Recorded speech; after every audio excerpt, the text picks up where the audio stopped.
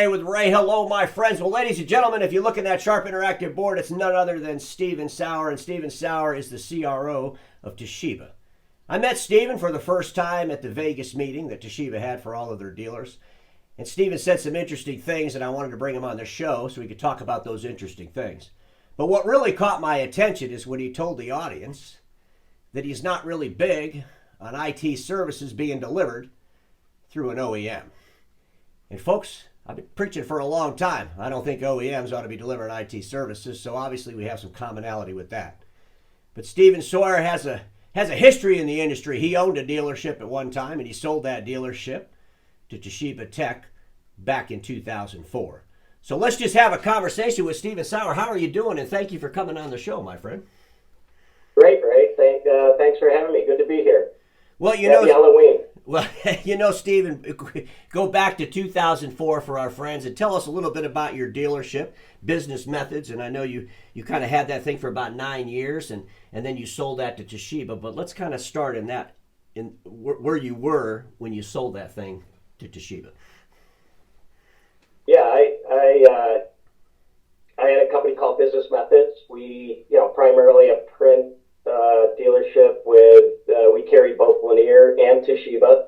We also had an IT division and a corporate AV division. I started my career in corporate banking, had a customer that asked me to come run a couple of companies that he was not involved in, and I ended up taking the opportunity and got into this wonderful industry. So you built this business for 9 years, you sell it off to Toshiba. Well, most entrepreneurs are like, okay, I'm done, I'm out of here. I want to go start something else. But you stayed with Toshiba since 2004. I did. What was the reason for that? Because that's pretty, not really normal. And you've been very successful at Toshiba, and I know Larry White speak highly of you, and you've done a great job. But what made you stay? That's a great question. Mostly I stayed because I was having fun. After I sold, I was buying businesses for Toshiba. Tabs was, how they created the direct business was through 50 acquisitions. We were one of the platform companies, and my job was to help acquire and assimilate businesses. So that was fun, and I liked the team. Ultimately, I think anywhere that, if you're going to stay in corporate America, it's because you like who you work with. And I was enjoying myself, and business was growing, and it was fun. Well, Toshiba seems like a real family-oriented business, and I really picked that up at the dealer meeting they had there in Vegas. But our industry's going through some pretty big transitions. And Steven, I kind of beat up Larry a little bit when I talked to him when I was at the meeting that, you guys are selling the relevancy of print more to yourselves or to the audience. I do know that Toshiba has some growth, and I believe they will get growth because they're going to get displacement growth from some of these OEMs, especially as we consolidate. But the industry realizes we got to do something different inside those customers' offices. You're not a big fan of IT services, and I truly understand why, and I agree with that decision. I don't think OEM should be delivering IT services. But explain to us really what Toshiba plans on doing. As a chief revenue officer, we've got to compensate for the decline of print in these offices. So tell the audience a little bit about your goals there. Yeah, I know we talked a lot about the relevance of print because, I think it's the debate is, obviously there's headwinds, right? Mm-hmm. So it's where and how fast those, in terms of the decline in print is going to go. And, I think we hit managed print pretty hard. We think we're really good at it. But in terms of diversification, we talked a lot about our Elevate Sky platform. Mm-hmm. It's basically our ecosystem, if you will, our suite of apps. We have Sky Service, Sky Print, Sky Commerce. We believe this platform will change how we do business in the future. Clients want flexibility and security in how they share documents and information. Mm-hmm. And as such, subscription services around the device will be even more important as the workplace evolves. They want flexibility in how they pay for services, how they're managed and deployed. And we think the Elevate Sky platform will help Toshiba and its dealers be positioned as we move forward. When will Toshiba, you're the chief revenue officer, so you're the guy that's supposed to be bringing in the revenue. And one of the things I kind of am a little bit critical of all the OEMs, is that we really need to start sharing these revenue numbers of the deliverable outside of the core of print. And we need to do that, one, for just the investment community alone, because they're looking, oh my God, what's going to happen when the print continues to decline, or how do we incorporate, in Toshiba's case, Elevate Sky. I know you're a huge DocuWare, I think you're the largest customer DocuWare has in the world. I know you do paper cut. But when can we start seeing, and maybe Toshiba can lead on this. I'm begging you there, Stephen. Maybe Toshiba can come out and lead on this and really start sharing. If today's not the day, we'll do it again. But I'd love to see the numbers as a percentage of revenue, because it will be low, obviously. But more importantly, what is the profitability of these deliverables? Because it doesn't matter what we do with DocuWare or Paper Cut or Elevate Sky if we can't make any damn money.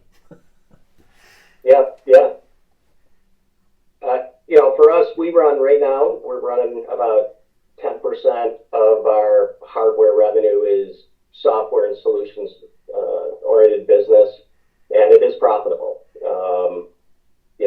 Ultimately, we're very particular about how we enter businesses, and I think because if you look at document management, it's a space that's adjacent to what we do, and it's not that heavy of a lift. So we're able to live profitability on a consistent basis, and we wouldn't be in it if we did. Well, I know you're DocuWare. Let's talk about that a little bit. We also know that Rico owns DocuWare. We also know you have the joint venture with Rico, so there's a lot of synergies going back and forth between you and Rico.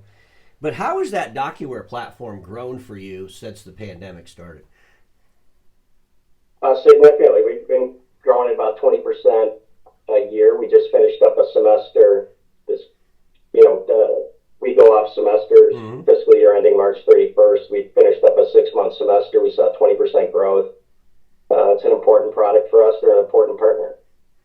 Well, that's pretty good growth. If you took the DocuWare bucket, if you will, what would that represent of the 10% outside of print? I'm not exactly sure of that percentage. It's material. Okay. It's material. Do you see? I need to get more involved with DocuWare, but when I look at these depository platforms like DocuWare, and it just seems to me the competition in that space is getting so tough. In a lot of these software solutions, especially for the smaller part of the SMB, we got Box and we got Google out there, and all these platforms that are allowing end users to navigate in that digital landscape.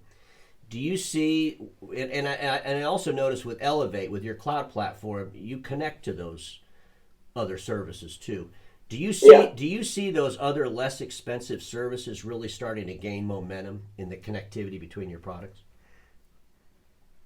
I think I understand your question. You're asking am I seeing a decline in the growth momentum of document management? Is that? Yeah, do you see it shifting from more of the legacy products to more of these cheaper, more available products by these major players like Google and Box? We're not seeing that as much. We are seeing more of a need. Our clients' needs in managing workflow going beyond the document. More workflow automation requests. It's office workflow automation is more focused on processes, automating processes based off business rules, data inputs that may be documents, but something else altogether. Similar in a way, but in many ways, but different than document management. So if you think about your processes, you're trying to go into the SMB, you're trying to develop processes that allow them to navigate in a digital landscape, for one thing, and then use the device to get in that digital landscape, kind of goes together. Do you all do any kind of fee-based assessments around these processes? Or what does that engagement look like if you're going in and your focus is to focus on the processes? Yeah, we don't do fee-based assessment like you would do in managed services. We would be asking we would have conversations with clients about issues they're having with workflows, and we would, and frankly, we get that opportunity a lot from being consultants on the managed print side, and that will lead to business discussions around workflows. And especially once you get in through, whether you're in through payables, HR, or vertical for maybe a simple work process, it evolves. I look at our own company, and we spend significant time in, frankly, utilizing the software we sell, making ourselves more efficient. It's essentially a full-time job for many people inside the company, utilizing the software we sell to make ourselves more efficient. It's a real need. Well, when you get to the point where you're 2025 and 2026 rolls around, where do you see the percentage of non-print revenue? What's the goal for Toshiba? 20%. Okay. That's the goal. The goal is, and probably 26. And probably more realistic. That's the goal. That's the target. We're going to start leaning into that workflow automation space much more heavily going forward, and there's a real opportunity there. Well, it's very exciting times for the industry, for those that seek those opportunities, develop perfections around them, and help take our customers and help navigate them in that digital landscape. It's going to be super important. AI will play a big role in this. We have tons of data.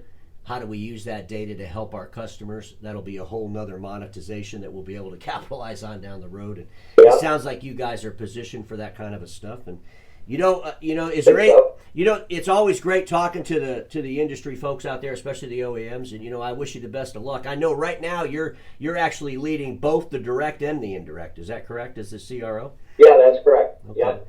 Well, you got your challenges ahead, but at the end of the day, we can do what we can do as long as we focus on what we're trying to do and we put the right people in the bus with us.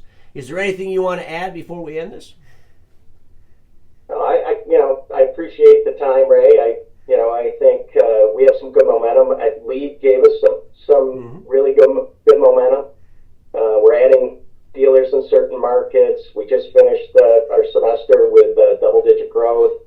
We're pushing into that workflow automation space, which I think is going well. Our traditional business, we're growing market share and we're winning. We're moving up market. And, I feel very optimistic. And you mentioned our team. I feel really good about our team and where we're going and our partners. Well, it was exciting to meet that team. And like I said, you guys are one big family, and you can really see that it resonates.